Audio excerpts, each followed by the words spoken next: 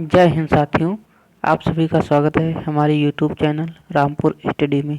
मैं आप लोगों के सामने कृषि विज्ञान से संबंधित 500 महत्वपूर्ण प्रश्न रखा हूं, जो कि ये सीरीज हमारी चलेगी कई दिनों तक। तो इसमें आप लोग ज़रूर इस वीडियो को देखना। तो चलिए वीडियो को स्टार्ट करते हैं। इससे पहले मोटिवेशन से संबंधित 4 पंक्तियाँ दी हुई हैं, तो इनको देख लेते हैं। तो पंक्तियाँ आपकी दी हुई हैं कि जीवन में सुखी रहने के लिए 2 शक्तियों का होना ज़रूरी है। तो कौन कौन सी 2 शक्तियाँ हैं? तो आपकी 2 शक्तियाँ हैं।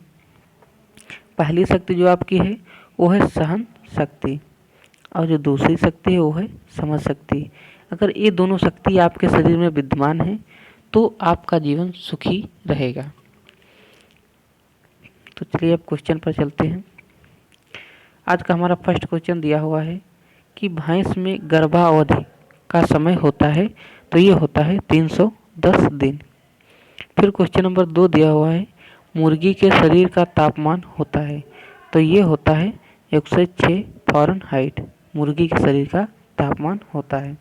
फिर क्वेश्चन नंबर 3 दिया हुआ है कि दूध में किस तत्व की कमी पाई जाती है, तो पाई जाती है लोहा, जिसे हम Fe कहते हैं, यानी आयरन जो है ये आपके दूध में कमी पाई गई है। फिर क्वेश्चन नंबर 5 दिया हुआ है कि गाय की द्विप्रयोजनी नस्ल यानी डबल पर्पस के लिए जो पाली जाती है वो कौन सी नस्ल है, तो है आपकी थार पारकर। फिर क्वेश्चन नंबर 5 दिया हुआ है कि राष्ट्रीय डेयरी अनुसंधान संस्थान ये आपका कहाँ स्थित है, तो ये स्थित है करनाल। और करनाल आपका कहाँ पड़ता है, तो ये पड़ता है हरियाणा में। फिर क्वेश्चन नंबर 6 दिया हुआ है कि गर्बर विधि का उपयोग किसके परीक्षण हेतु करते हैं, तो ये वसा परीक्षण के लिए किया जाता है गर्बर विधि का प्रयोग। फिर क्वेश्चन नंबर 7 दिया हुआ है गाय की दुग्ध सिराओं में होता है, तो गाय के दुग्ध सिराओं में जो होता है वो होता है खून।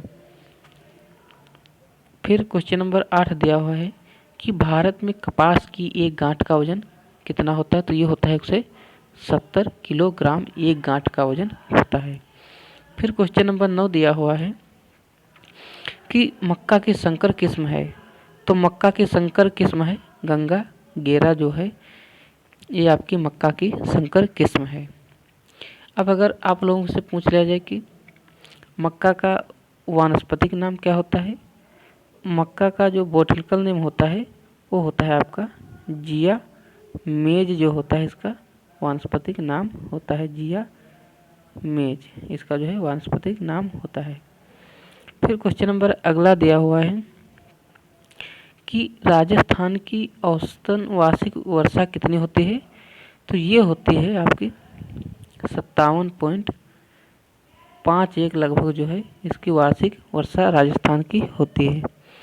फिर क्वेश्चन नंबर 11 दिया हुआ है कि अरहर की इष्टतम बीज दर है, तो अरहर की बीज दर जो होती है वो होती है 12 से 15 किलोग्राम प्रति हेक्टेयर, जो है अरहर की बीज दर होती है।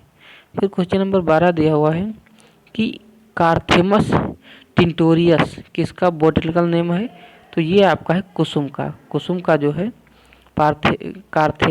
कार्थेमस टिंटोरियस जो है बोटेनिकल नेम आपका कुसुम का है।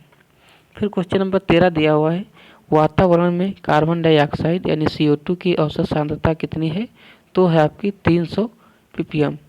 अब अगर आप लोग समझना चाहते हो कि ppm क्या होता है, तो ये होता है इसका फुल फॉर्म होता है पार्ट पर मिलियन, जो है ppm का फुल फॉर्म होता है।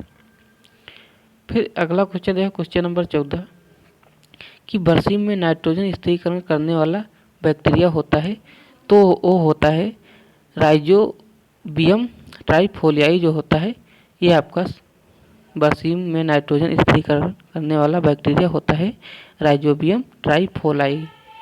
फिर क्वेश्चन नंबर 15 दिया हुआ है आवश्यक पादप पोषक तत्व नहीं है, तो आयोडीन आपका जो होता है ये पादप यानी पौधों के लिए कोई पोषक तत्व जरूरी नहीं है। फिर क्वेश्चन नंबर 16 दिया हुआ है कि आलू से ट्यूबर यानी आलू से कंद बनने के लिए सबसे अनुकूल तापमान कितना होता है, तो ये 18 डिग्री सेल्सियस जो है उपयुक्त तापमान होना चाहिए। फिर क्वेश्चन नंबर 17 दिया हुआ है कि सोयाबीन का उत्पत्ति स्थल क्या है? तो सोयाबीन का उत्पत्ति स्थान आपका चीन है, यानी चाइना। फिर क्वेश्चन नंबर 18 दिया हुआ है, सिंगल सुपर फास्फेट यानी जिसे हम एस पी कहते हैं, सिंगल सुपर फास्फेट में सल्फर की प्रतिशत मात्रा कितनी होती है? तो ये होती है 12% जो है सल्फर की मात्रा एसएसपी में होती है। फिर क्वेश्चन नंबर अगला दिया हुआ है कि केंट एक प्रमुख किस्म है। तो ये आपकी है केंट एक जई की प्रमुख किस्म है। फिर क्वेश्चन नंबर 20 दिया हुआ है, जौ की छिलका रहित किस्म। तो जौ की जो छिलका रहित किस्म है वो है आपकी डोलमा जो है जौ की छिलका रहित किस्म है। फिर क्वेश्चन नंबर 20 दिया हुआ है, हृदय रोगी के लिए कौन सा खाद्य तेल उपयुक्त होता है? तो ये आपका जो सूरजमुखी का तेल होता है ये हृदय रोगियों के लिए बहुत ही लाभकारी तेल होता है। फिर क्वेश्चन नंबर 22 दिया हुआ है, इसबगोल पैदा करने में मुख्य जिला कौन सा है? तो ये इसबगोल पैदा करने वाला मुख्य जिला है वो है आपका जालौर। और जालौर ये आपका कहाँ पड़ता है? तो ये पड़ता है राजस्थान में। फिर क्वेश्चन नंबर 23 दिया हुआ है कि फूल गोभी में भूरापन की कमी के कारण यानी किस तत्व की कमी के कारण फूल गोभी में भूरापन होता है? तो ये होता है बोरान की कमी के कारण फूल गोभी में भूरापन हो जाता है। फिर क्वेश्चन नंबर 24 दिया हुआ है, कौन सा फल उष्ण जलवायु का है? तो आम जो है आपका ये उष्ण जलवायु का फल है। फिर क्वेश्चन नंबर 25 दिया हुआ है, कद्दू की बीज दर किलोग्राम प्रति हेक्टेयर होती है? तो ये होती है 5 से 6 किलोग्राम प्रति हेक्टेयर जो है कद्दू की बीज दर होती है। फिर क्वेश्चन नंबर अगला जो है 26 नंबर कि बेर में वानस्पतिक प्रवर्धन की प्रचलित विधि है। तो ये है कलिकायन विधि। कलिकायन विधि जो है बेर में प्रचलित विधि है। फिर क्वेश्चन नंबर 27 दिया हुआ है कि सुनहरी क्रांति का संबंध किससे है? तो ये है आपका फल प्रोडक्शन यानी फल उत्पादन से सुनहरी क्रांति का संबंध है। फिर क्वेश्चन नंबर 28 दिया हुआ है कि कुल घुलनशील ठोस द्वारा ज्ञात की जाती है, यानी जो कुल घुलनशील ठोस होता है वो किस यंत्र के द्वारा ज्ञात की जाती है? तो आपका होता है रिफ्रैक्टोमीटर। ये आपका यंत्र होता है जिसमें कुल घुलन ठोस जो है रिफ्रैक्टोमीटर द्वारा ज्ञात किया जाता है।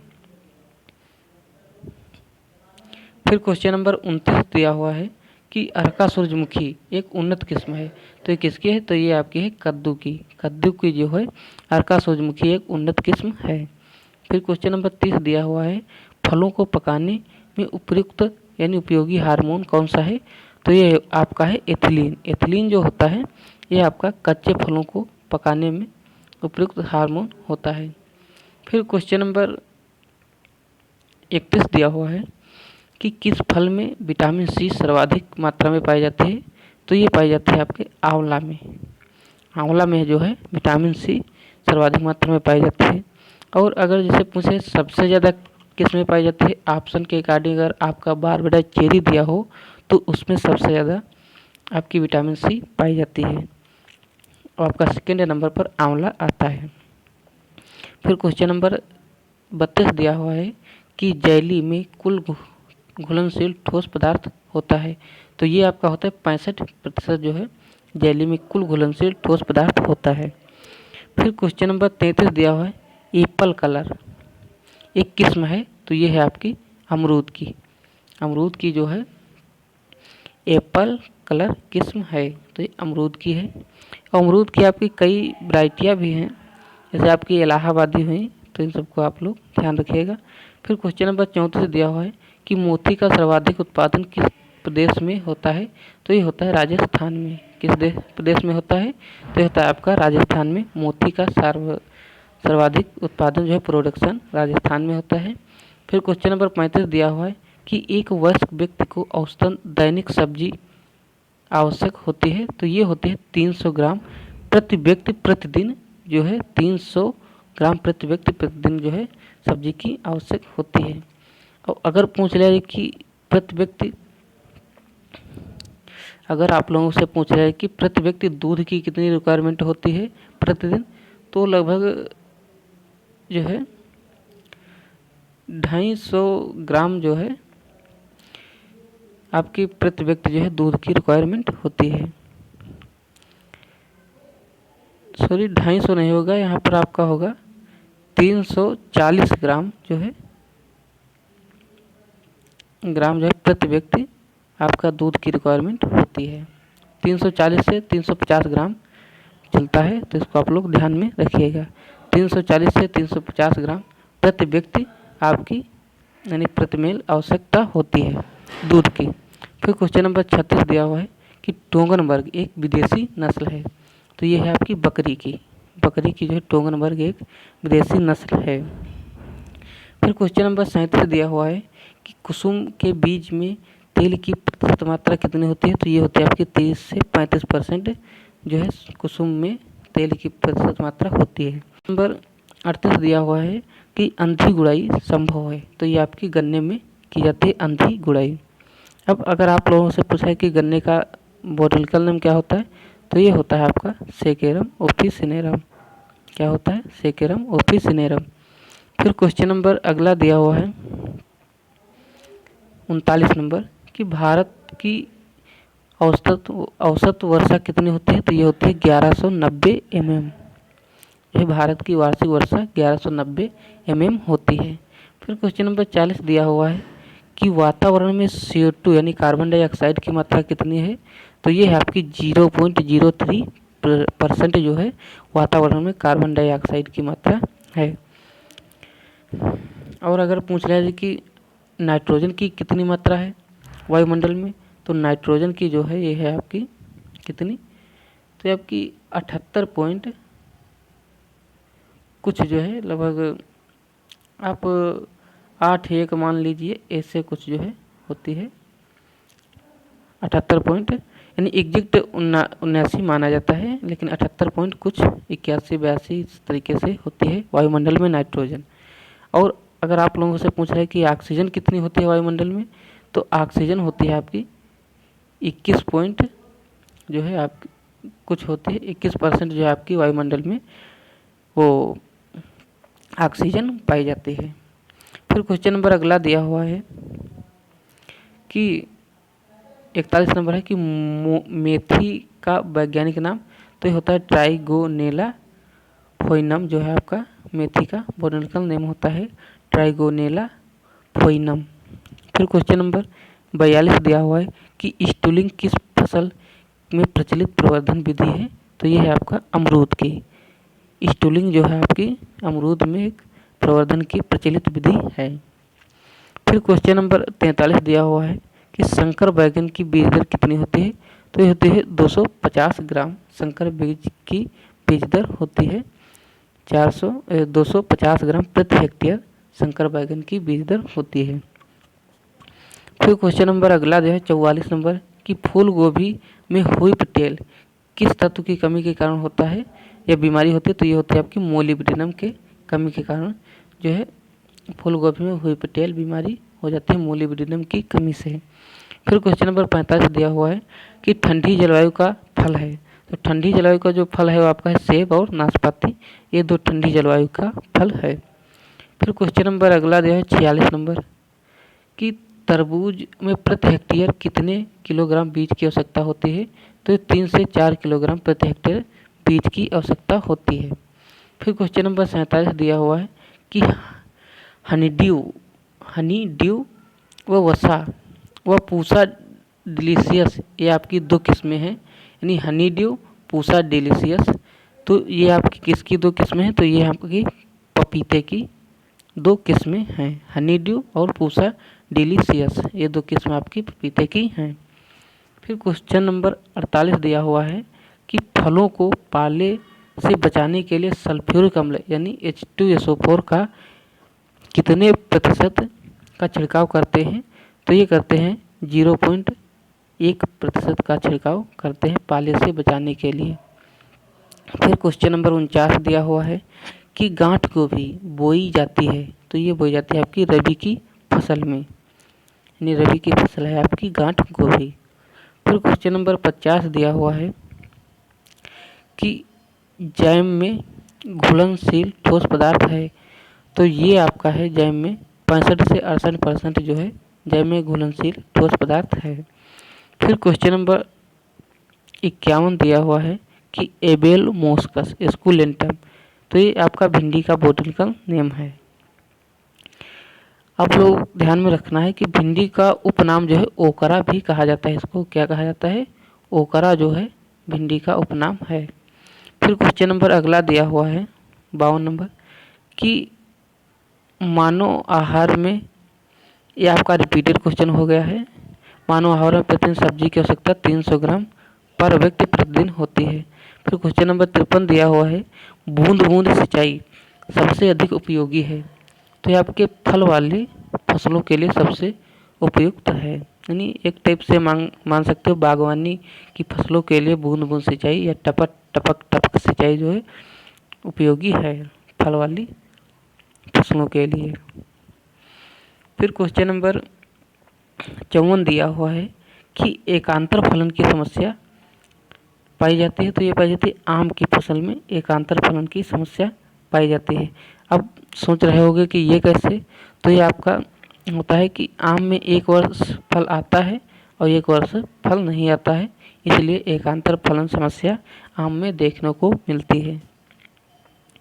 फिर क्वेश्चन नंबर 55 दिया हुआ है कि गोला की एक किस्म है, तो गोला जो है ये आपकी आम की एक किस्म है। फिर क्वेश्चन नंबर 56 दिया हुआ है कि साइलेज में नमी की प्रतिशत मात्रा कितनी होती है, तो ये होती है आपकी 60 से 70% जो है साइलेज की नमी होती है। अब आप लोग सोच रहे होंगे कि साइलेज कितने दिन में बनकर तैयार हो जाता है, तो साइलेज जो होता है ये आपका 80 से 85 दिन में जो है लगभग बनकर तैयार हो जाता है साइलेज। फिर क्वेश्चन नंबर अगला दिया हुआ है कि पश्मीना नस्ल है, तो पश्मीना जो है आपकी बकरी की नस्ल है। फिर क्वेश्चन नंबर 58 दिया हुआ है कि मुर्गी की द्विप्रयोजनी नस्ल यानी डबल पर्पस के लिए जो पाली जाती है वो है आपकी रेड आइसलैंड रेड। ये जो है आपकी मुर्गी की द्विप्रयोजनी नस्ल है, रेड आइसलैंड जो है ये आपकी द्विप्रयोजनी नस्ल है। फिर क्वेश्चन नंबर 59 दिया हुआ है राजस्थान में मुर्गी पालन में अग्रणी जिला कौन सा है, तो है आपका अजमेर। राजस्थान में जो अजमेर जिला है वो मुर्गी पालन में जो है सबसे अग्रणी जिला माना गया है अजमेर।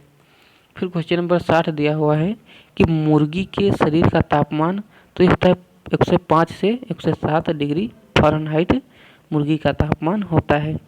फिर क्वेश्चन नंबर 61 दिया हुआ है ताजे दूध का पीएच मान, तो ये होता है 6.7। फिर क्वेश्चन नंबर 62 दिया है कि गाय की गर्भावधि यानी गैस्टेशन पीरियड, तो यह होता है 281 दिन जो है गाय का गैस्टेशन पीरियड होता है। अब अगर आप लोगों से पूछ रहे कि गाय का यानी जूलॉजिकल नेम, तो वो होता है आपका, अगर आपकी यानी भारतीय गाय है तो उसका होता है बॉस इंडिकस। भारतीय गाय का जो है होता है बॉस इंडिकस, और जो विदेशी गाय होती है उसका होता है बॉस टॉरस जो है उसका बॉटनिकल नेम यानी जूलॉजिकल नेम होता है। फिर क्वेश्चन नंबर अगला दिया हुआ है 53 नंबर कि भारत की सर्वाधिक महत्वपूर्ण दलहनी फसल, तो है आपकी चना। ये तो महत्वपूर्ण दलहनी फसल है और किस ऋतु की फसल है, तो ये है आपकी रबी की जो है आपकी महत्वपूर्ण फसल है रबी की। खरीफ रबी ये 3 होती हैं, तो आपकी रबी की फसल है। और फिर अगला क्वेश्चन दिया है कि कौन सी फसल गरीब आदमी की मित्र फसल कहलाती है, तो है आपका आलू। आलू जो होता है ये आपका गरीब व्यक्ति के लिए जो है आदमी की मित्र फसल कही गई है आलू को। फिर क्वेश्चन नंबर 65 दिया हुआ है कि डेड हार्ट बीमारी संबंधित है, तो डेड हार्ट जो बीमारी होती है ये आपकी होती है गन्ने की जो है डेड हार्ट बीमारी होती है। फिर क्वेश्चन नंबर अगला दिया हुआ है, ये आपका गन्ने का एक तरह का कैंसर रोग होता है, जिसे हम डेड हार्ट की बीमारी कहते हैं। गन्ने में जो है कैंसर रोग होता है। फिर क्वेश्चन नंबर 66 दिया हुआ है, जबकि ब्लैक हार्ट, तो ब्लैक हार्ट जो होते हैं तो ये आपके होते हैं आलू की बीमारी। ब्लैक हार्ट जो होती है ये आपकी आलू की जो है बीमारी होती है। फिर क्वेश्चन नंबर 67 दिया हुआ है कि सरसों की फली को क्या कहते हैं, तो उसे जो सिलकुआ कहते हैं। या आप लोगों से ऐसे पूछ सकता है कि सरसों की किस प्रकार की फली होती है, तो आपकी होती है सिलकुआ। फिर क्वेश्चन नंबर 68 दिया हुआ है कि गेहूं की सिंचाई हेतु कौन सी विधि उपयुक्त होती है, तो होती है आपकी क्यारी विधि जो है गेहूं की सिंचाई के लिए सबसे उपयुक्त विधि होती है। अगर आप लोगों से पूछे कि गेहूं की प्रथम सिंचाई कब करते हैं, तो करते हैं 21 दिन में प्रथम सिंचाई करते हैं। 21 दिन में बुआई से 21 दिन बाद जो है गेहूं की प्रथम सिंचाई कर देते हैं। फिर क्वेश्चन नंबर अगला दिया हुआ है कि वायु की गति मापने के यंत्र को क्या कहते हैं, तो उसे कहते हैं वेग मापी। वेग मापी जो है उसे हम वायु की गति जो है मापने का यंत्र होता है वेग मापी, या विंड वेन कह सकते हैं। विंड वेन, हाँ विंड वेन नहीं होगा, वेग मापी ही होगा। फिर क्वेश्चन नंबर 70 दिया हुआ है, कार्बनिक उर्वरक का उदाहरण है, तो ये आपका है यूरिया।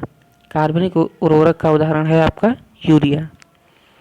फिर अगर आप लोगों से पूछा है कि यूरिया का सूत्र क्या होता है, तो इसका सूत्र होता है यूरिया का CH2CO जो है इसका, नहीं सॉरी, यहाँ पर NH2 होगा। NH2CO जो है इसका यूरिया का सूत्र होता है। NH2CO यूरिया का सूत्र होता है। तो कार्बनिक उर्वरक आपका यूरिया ही है। फिर क्वेश्चन नंबर 71 दिया हुआ है कि किस फसल को चारे का राजा कहा जाता है, तो ये आपका कहा जाता है बरसीम को। बरसीम को जो है चारे का राजा कहा जाता है। और अगर पूछ ले कि रानी किसे कहा जाता है, तो जो चारे की रानी होती है, जो चारे की रानी होती है वो आप लोग किसका कहा जाता है, तो आप लोगों की जो फसल है उसका नाम है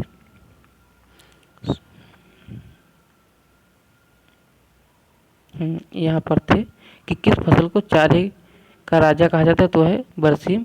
और रानी किसको कहा जाता है, तो जो आपकी रिजिका फसल होती है, कौन सी, रिजिका, ये आपकी जो है चारे की रानी कहा जाता है रिजिका फसल को। फिर क्वेश्चन नंबर 72 दिया हुआ है कि तंबाकू में कौन सा एल्कलॉइड पाया जाता है, तो अब पाया जाता है निकोटीन।